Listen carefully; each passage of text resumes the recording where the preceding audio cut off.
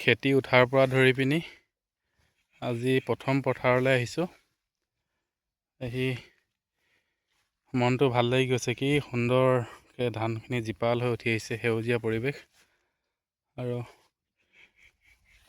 পথাৰত ৰিব ৰিব ধুনীয়াকৈ বতাহ মাৰি আছে। কিবা ৰখিয়ে ভাল লাগি যায়। ধানবিলাকো দেখি ভাল লাগি গৈছে আজি মনটো।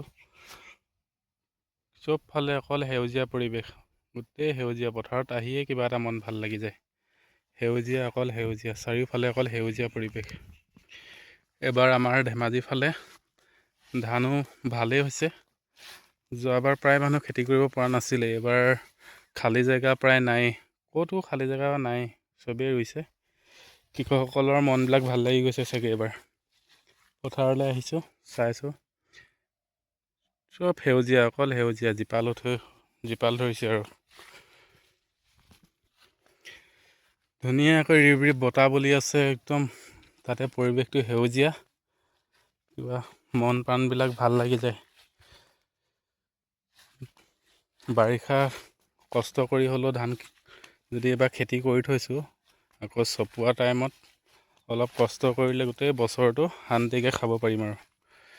খেতি কৰিবলৈ কষ্ট, কিন্তু কৰাৰ পিছত তাৰ আমেজটো বেলেগ, সুকীয়া। কিনি খোৱা আৰু নিজে কৰি খোৱাৰ মাজৰ পাৰ্থক্য বহুত আছে। ৰোৱা দিনাৰ পৰা আজি আহিছোঁ। আজি দুমাহ হ'বলৈ হ'ল আৰু। দুমাহমানৰ পিছতে আজি আহিছোঁ। আহিব সময় পোৱা নাছিলোঁ, আজি আহিলোঁ। আজি আহি চাইছোঁ, কিবা পথাৰৰ পৰিৱেশটো বহুত ভাল লগা পৰিৱেশ। চবফালে অকল ধান, চবফালে ধান,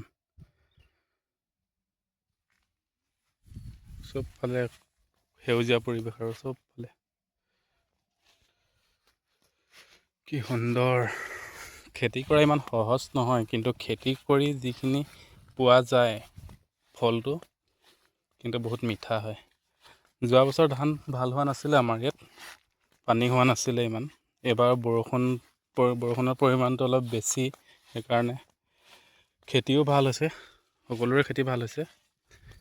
এইফালেও গোটেই পথাৰেই